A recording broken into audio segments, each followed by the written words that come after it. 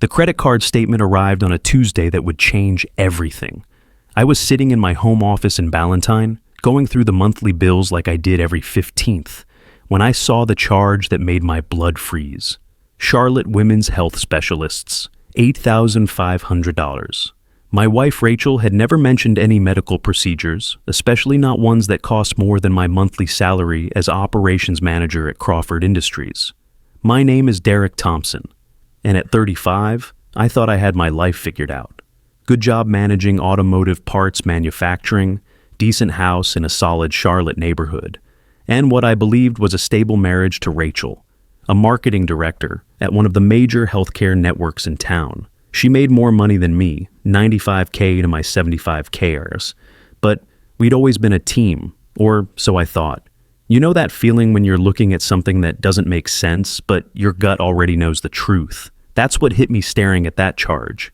I sat there for a full minute, my coffee getting cold, while my brain started connecting dots I didn't want to connect. Women's health, expensive procedure. The way Rachel had been working late more often, taking mysterious phone calls in the other room, and that new perfume that smelled like money I didn't remember us spending. The house felt different when she came home that night. Rachel walked through the door with her usual confidence, designer heels clicking on our hardwood floors, but something in her smile seemed calculated. She was glowing in that way people talk about, but now I wondered if it was the glow of deception rather than happiness. Every man who's been betrayed knows that moment when your wife's behavior suddenly makes sense in all the wrong ways. "How was your day, honey?" she asked, kissing my cheek with lips that felt like they were rehearsing for a performance. "Interesting," I said, holding up the credit card statement. "Want to tell me about this $8,000 charge at the women's clinic?" Her face went through a fascinating transformation. Surprise, then panic, then something that looked almost like relief. Like she'd been waiting for this moment and was glad it had finally arrived. "Oh, that," she said, sitting down across from me with the kind of careful grace that screamed preparation. "I was going to tell you tonight, actually." The pause that followed felt like standing on the edge of a cliff, knowing you're about to fall but not sure how far down it goes. "I'm pregnant, Derek. We're going to have a baby." If this had been 6 months ago, I would have jumped up and spun her around. We'd been trying for kids for 3 years with no luck, going through all the tests and treatments and disappointments that come with fertility struggles. But something about the timing, the secrecy, the way she'd hidden an $8,500 medical bill made alarm bells scream in my head instead of celebration music. "That's... wow," I managed, watching her face for any sign of genuine emotion. "When did you find out?" "A few weeks ago. I wanted to be sure, get all the preliminary tests done. You know how careful I am." Careful. Right. So careful she'd hidden it from her husband and paid for private expensive care without mentioning it. I nodded and smiled and played the happy, expectant father, but inside, something cold and analytical had taken over. The same part of my brain that solved production line problems and logistics nightmares was now focused on solving the puzzle of my wife's behavior. That night, lying in bed listening to Rachel's carefully controlled breathing, I started thinking about details I'd missed. The late nights that had become routine over the past few months. The way she'd started dressing differently, wearing clothes that were more expensive than our budget should allow. The credit card bills I'd been too trusting to examine closely. But most importantly, I started thinking about something that made my hands shake under the covers. Something I'd almost forgotten in the chaos of discovering potential betrayal. 3 years ago, during the COVID lockdown, when everything was shut down and Rachel was working from home, I'd made a decision that now seemed like divine intervention. We'd been trying to have kids with no success, and the stress was affecting both of us. The fertility treatments, the scheduled intimacy, the monthly disappointments, it was destroying what we'd once had. After consulting with my doctor and a lot of soul searching, I'd gotten a vasectomy. The procedure was quick, discreet, and something I'd planned to reverse when we were both in a better headspace about starting a family. I'd never told Rachel. The timing never seemed right. She was so focused on fertility treatments and ovulation schedules that I didn't want to add another complication.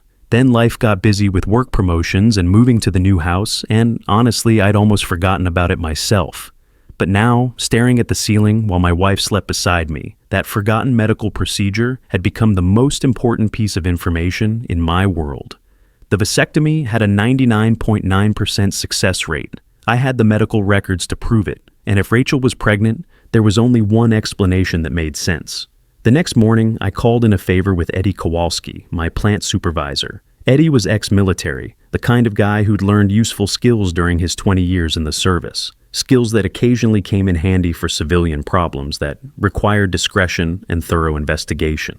"I need someone checked out," I told him over coffee at our usual diner on South Boulevard. Discreetly. Eddie's weathered face didn't change expression, but his eyes sharpened. "What kind of checking?" "The kind that tells me if my wife is playing me for a fool." Eddie didn't ask questions he didn't need answers to. That's what 20 years of military intelligence will teach you, how to gather information without creating unnecessary complications. 2 days later, he handed me a manila folder that felt heavier than it should have, the kind of weight that comes from life-changing information rather than physical mass. "You're not going to like what's in there," he said, lighting up a Marlboro and looking out over the parking lot. "But you need to see it." Inside were photos that painted a picture I'd hoped I wouldn't see but had been expecting since that credit card statement arrived. Rachel and a man I didn't recognize, sharing intimate dinners at restaurants I couldn't afford. The same man picking her up from work in a silver Lexus with pharmaceutical company plates. Hotel receipts from the Omni Charlotte Hotel, the kind of place that charges more for one night than most people make in a week. Credit card charges at jewelry stores and lingerie boutiques that explained where her new wardrobe had come from. The man's name was Brandon Mitchell, a pharmaceutical sales rep with a territory covering 3 states and apparently a taste for married women with corporate salaries.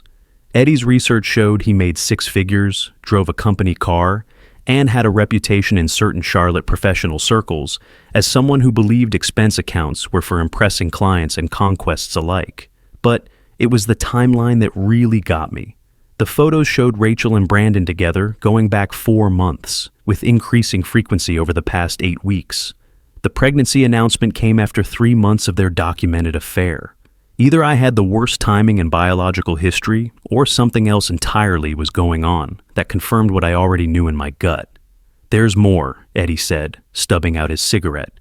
"Your neighbor Rosa called my cousin Maria. Said she's been seeing that Lexus in your driveway twice a week when you're at the plant. Always stays about 2 hours, always leaves before you get home." Rosa Mendoza was 67, retired from teaching high school Spanish, and had appointed herself the unofficial neighborhood watch coordinator for our entire block. If Rosa said she saw something, you could take it to court as evidence. She'd been tracking suspicious activity in Ballantine subdivisions longer than some cops had been working beats. "How long has this been going on?" I asked. "According to Rosa, started about 3 months ago. But here's the interesting part. She said your wife's been acting different for longer than that. New clothes, new schedule, new attitude. Rosa thinks it started around Christmas time." That timeline made sense. Rachel had seemed different after the holidays, more confident, more secretive. I'd attributed it to a New Year's resolution phase, maybe some career advancement goals she was working on. Now I realized she'd been planning something entirely different for our future. That afternoon, I drove to the South End, where Brandon Mitchell's pharmaceutical company had their regional office. I didn't have a plan exactly. I just wanted to see this guy in person, understand what Rachel had chosen over 8 years of marriage. Sometimes you need to look your replacement in the eye to understand what your wife really values. The building was one of those gleaming corporate towers that screams success and expense accounts. Brandon came out at 5:15, exactly when Eddie's surveillance notes said he would. He looked like Central Casting's idea of a pharmaceutical sales rep. Perfect hair, perfect teeth, perfect suit that probably cost more than my monthly mortgage payment. Everything about him said, "I make more money than you and your wife knows it." I followed his Lexus at a safe distance, wondering if he was heading to my house or somewhere else. Instead, he pulled into the parking lot of Upstream, one of Charlotte's most expensive seafood restaurants. The kind of place where appetizers cost $40 and the wine list reads like a luxury car catalog. 20 minutes later, Rachel's Honda arrived. I watched from across the street as she got out of her car, and I barely recognized my own wife. She was wearing a black dress I'd never seen before, jewelry that definitely wasn't from our anniversary shopping trips, and the kind of confidence that comes from knowing someone else is paying for everything. They greeted each other like lovers who'd been apart for weeks instead of hours. The way Brandon put his hand on her lower back. The way she leaned into him.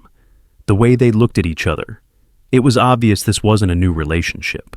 This had been going on long enough to develop rhythms and intimacy that probably rivaled what Rachel and I had shared in our best years. I sat in my truck for 2 hours, watching them through the restaurant windows.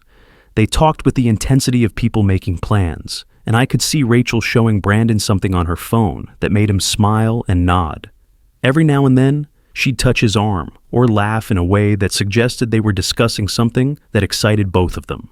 When they finally came out, Rachel handed Brandon an envelope. He looked inside, smiled, and kissed her with the kind of passion that left no doubt about what I was witnessing. Then they got in separate cars and drove in opposite directions, but not before I saw Brandon tuck that envelope into his jacket pocket. The next morning, while Rachel was at her early morning marketing meeting, I called my bank to check our account balances. What I found made me understand exactly what had been in that envelope. Over the past 6 weeks, Rachel had made 8 transfers from our joint savings account to a personal account I didn't know existed. Small amounts at first, $500 here, $1,000 there. But the transfers had gotten larger and more frequent over time. The total was $47,000. Nearly $50,000 of our money transferred systematically while I was at work, building towards something I was only beginning to understand. When you discover your wife has been systematically draining your savings to fund her affair, you have 2 choices: lose your mind or get methodical. I chose methodical. The next few weeks became a masterclass in controlled investigation, the kind of careful evidence gathering that would make any prosecutor proud. Eddie introduced me to his cousin Maria, who worked as a paralegal at one of Charlotte's mid-tier law firms. Over coffee at a Starbucks in South End, Maria explained exactly what kind of evidence would hold up in a North Carolina divorce court and what would be dismissed as circumstantial. You need more than photos and bank records, she told me, stirring her latte with the precision of someone who'd seen too many cases fall apart on technicalities. North Carolina is a fault state, which means adultery matters, but you need to prove it beyond reasonable doubt. Financial fraud is easier to prove, but you need documentation of intent to deceive. That's when Eddie suggested we bring in Tommy Valdez, a private investigator who specialized in corporate fraud cases. Tommy was expensive, $1,500 for a week of surveillance. But Eddie vouched for his work, and I figured $47,000 in stolen money justified the expense. Tommy's first report arrived via encrypted email 3 days later, and it was more comprehensive than anything I'd expected. Not only had he documented Rachel's affair with Brandon, he'd uncovered a pattern of financial deception that went back 8 months. The pregnancy announcement wasn't the beginning of her plan. It was the culmination of something she'd been building towards since last summer. According to Tommy's investigation, Rachel had opened 3 separate bank accounts using her maiden name, all at different financial institutions around Charlotte. She'd been moving money in carefully calculated amounts designed to stay under the automatic reporting thresholds that banks use to flag suspicious activity. The woman was smarter than I'd given her credit for, and more devious than I'd ever imagined.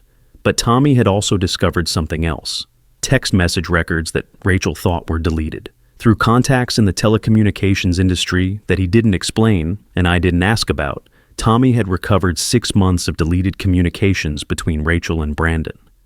Reading those messages was like watching the destruction of my marriage in real time. The early texts were flirtatious but careful. By October, they were planning overnight trips. By December, they were discussing divorce strategies and asset protection. And by February, Rachel was sending Brandon detailed breakdowns of my salary, my equity in Crawford Industries, and my potential earning capacity for alimony calculations. "Your husband has no idea what's coming," she'd written to Brandon in January. "The pregnancy gives me all the leverage I need. He'll never fight back because he'll think it's his kid. And even if he does, family court always sides with pregnant wives." Brandon's responses showed he was more than just a willing participant. He was actively helping plan my financial destruction. "My lawyer says if you file first and establish pregnancy, you can claim he's abandoning his family," he'd texted back. "Between child support and alimony, plus your half of his business, you'll be set for life." They'd been planning this for months, turning my marriage into a calculated business transaction designed to transfer my wealth into their pockets. Every intimate moment Rachel and I had shared during that time had been a performance. Every conversation about our future had been her gathering intelligence for their scheme. But they'd made one critical mistake in all their planning. They'd assumed I was the typical husband who'd be too emotional and too trusting to fight back effectively. They'd counted on me believing the pregnancy was mine and accepting whatever settlement they demanded rather than fighting for my rights. They had no idea about the vasectomy. I called Dr. Martinez's office and requested copies of all my medical records from the past 5 years. The receptionist was initially reluctant until I explained it was for legal proceedings, at which point she became extremely helpful. Apparently, medical fraud in family court was something the clinic had dealt with before. The records were comprehensive. Consultation notes, surgical reports, follow-up appointments, and most importantly, the sperm count tests that confirmed the procedure's success. According to medical documentation, my fertility had been 0 since August 2020. The probability of Rachel carrying my biological child was statistically impossible. That evening, I sat in my home office reviewing all the evidence Tommy and Eddie had gathered, photos of Rachel and Brandon together, financial records showing systematic theft of marital assets, text messages proving premeditation and conspiracy, medical records proving the impossibility of my paternity, bank statements showing unauthorized transfers, hotel receipts and restaurant bills paid with money stolen from our joint accounts. It was more evidence than most criminal prosecutions had, all documenting a level of betrayal that went beyond simple adultery into criminal fraud territory. Rachel hadn't just cheated on me, she'd been systematically destroying my financial future while planning to use a false pregnancy to justify it. The next morning, I called Jennifer Walsh, a family law attorney that Maria had recommended. Jennifer specialized in high-asset divorces where financial deception was involved, and her reputation for aggressive representation had made her expensive but effective. "This is going to be fun," Jennifer said after reviewing the evidence package during our initial consultation. Her office overlooked downtown Charlotte, and she had the kind of confidence that comes from winning cases other lawyers won't touch. "Your wife has no idea what's about to hit her. I want this handled publicly," I told her, "not a quiet settlement. I want everyone to see exactly what she tried to do." Jennifer smiled, and it wasn't entirely pleasant.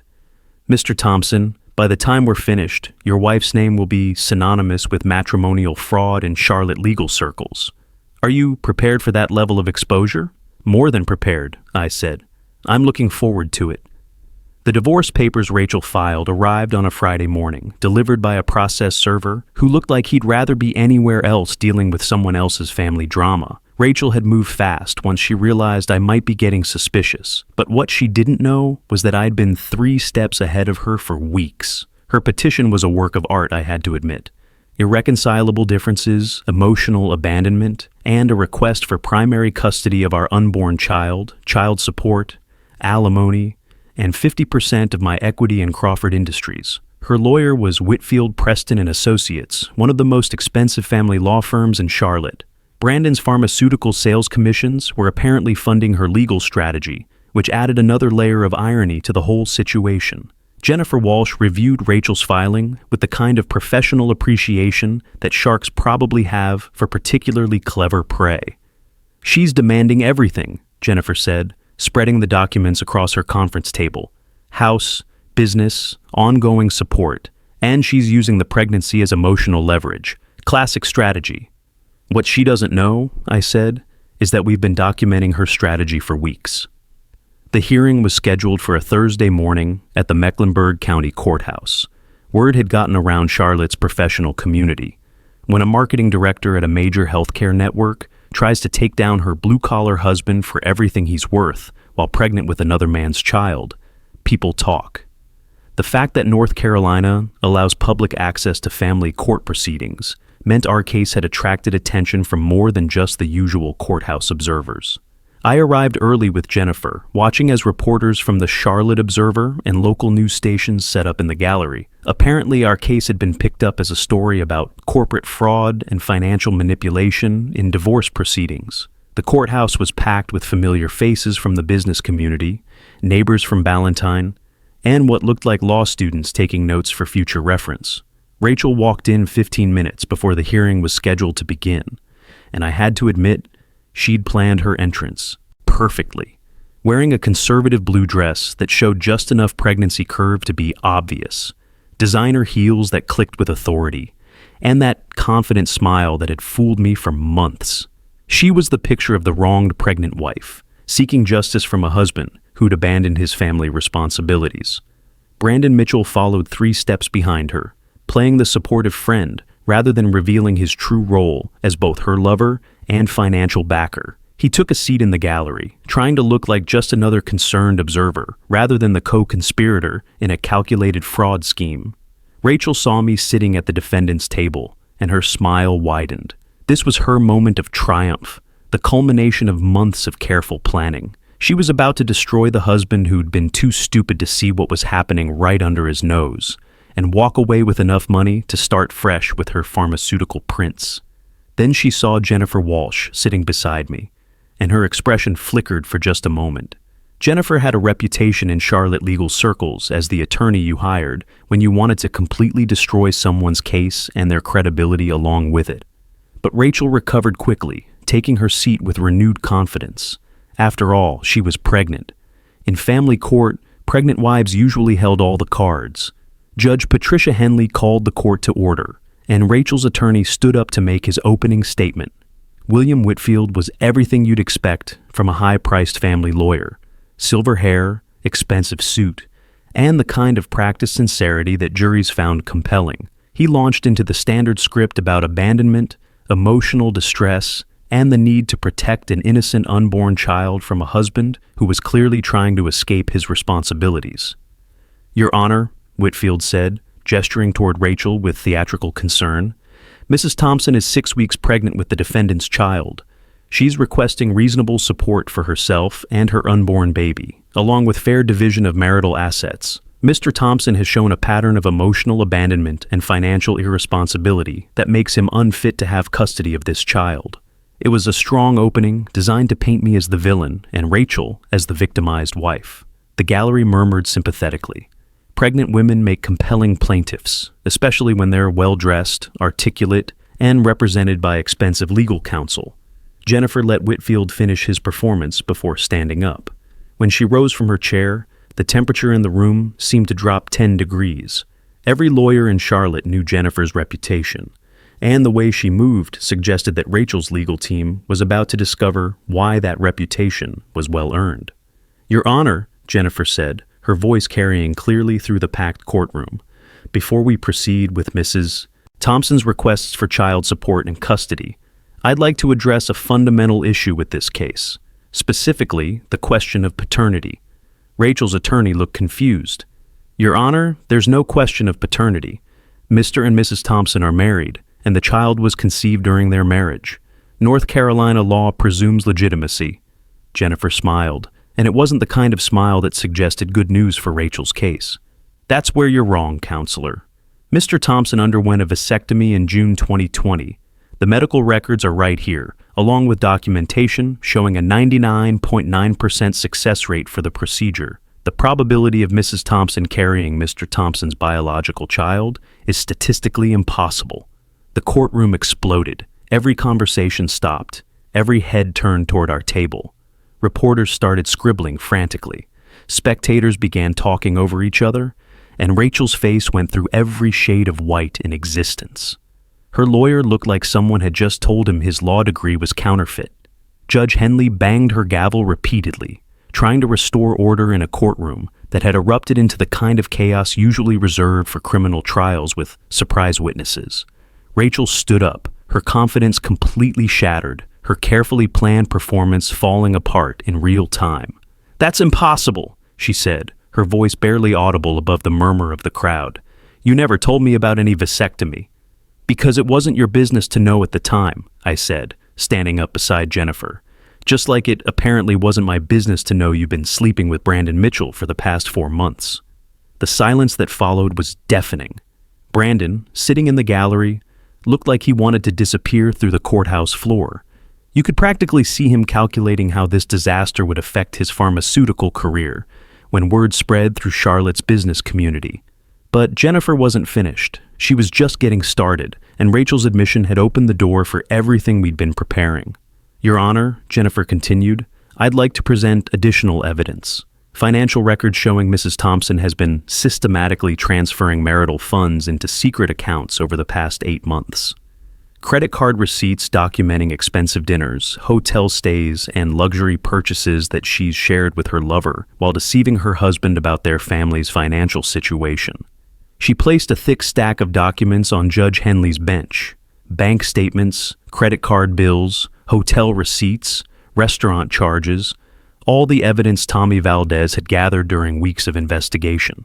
Each piece of paper represented another layer of Rachel's deception, another calculated step in her plan to destroy my financial future. We also have recovered text messages between Mrs. Thompson and Mr. Mitchell, Jennifer said, showing detailed planning for this divorce, including specific strategies to maximize her settlement by using the pregnancy as emotional leverage. Jennifer read directly from the phone records, her voice carrying clearly through the silent courtroom. The pregnancy gives me all the leverage I need. He'll never fight back because he'll think it's his kid. And even if he does, family court always sides with pregnant wives. The courtroom was dead silent now. Everyone was staring at Rachel, who looked like she was about to be physically sick. The reporters were scribbling frantically, the gallery was hanging on every word, and Judge Henley looked like she'd seen every kind of family court drama imaginable, but this one was testing even her experienced patience. But here's the truly interesting part, Your Honor, Jennifer said, pulling out the final folder. Mrs. Thompson and Mr. Mitchell have been planning more than just a divorce.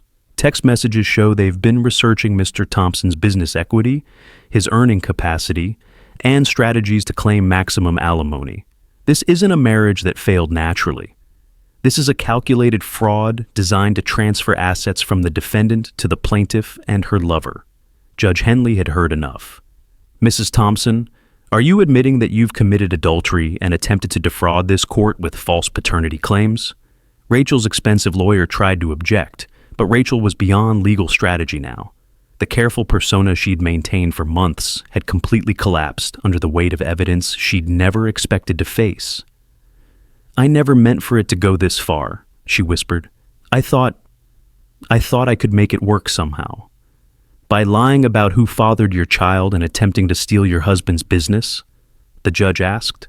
The final blow came when Jennifer stood up one more time. Your Honor, there's one additional matter. Mrs. Thompson has transferred $47,000 from their joint accounts into personal accounts over the past 6 weeks. We believe this represents preparation for flight risk, as she was planning to leave the state with Mr. Mitchell after the divorce settlement. That was my trump card, the second one Rachel's lawyer had mentioned in the thumbnail, the additional evidence that turned attempted fraud into something approaching criminal conspiracy. While Rachel had been planning her courtroom performance, we'd been documenting every financial transaction, every secret meeting, every step of her elaborate scheme. Judge Henley looked disgusted. Mrs. Thompson, you've admitted to adultery, attempted paternity fraud, and what appears to be systematic embezzlement of marital funds. I'm dismissing your petition for divorce and child support. Mr. Thompson, you're free to file your own petition if you choose to do so. Mrs. Thompson, you have 30 days to return the transferred funds to your joint account, or I'll recommend criminal charges be filed. Rachel collapsed back into her chair, crying now with the ugly, desperate tears of someone whose lies had finally caught up with them. Brandon had already left the courtroom during Jennifer's financial presentation, probably trying to figure out how to explain this disaster to his pharmaceutical company bosses. Your Honor, I said, I'd like to file for divorce on grounds of adultery and financial fraud. I'm also requesting that Mrs. Thompson be held responsible for all legal fees, since this entire proceeding was based on her deception. The gavel came down with finality that echoed through the packed courtroom. Granted, Mrs. Thompson will be hearing from Mr. Thompson's attorney regarding the terms of your divorce. I suggest you find new legal representation, since your current counsel appears to have been misled about the basic facts of your case. Walking out of that courthouse felt like stepping into a completely different world. Eddie Kowalski was waiting outside with a grin that stretched across his weathered face. How'd it feel? He asked. Like justice, I said. Exactly like justice. 6 months later, the divorce was final, and my life had completely transformed. Crawford Industries was thriving. Word of my courtroom victory had spread through Charlotte's business community, and apparently people respected a man who could outmaneuver someone trying to destroy him. Rachel got nothing except responsibility for her own legal bills and the public humiliation that came with being known throughout Charlotte as the woman who'd tried to commit paternity fraud. I kept the house, redecorated it completely, and started dating Jennifer Walsh, who turned out to be as interesting outside the courtroom as she was devastating inside it. Sometimes, if you're very lucky, justice comes with a happy ending that your enemies never saw coming.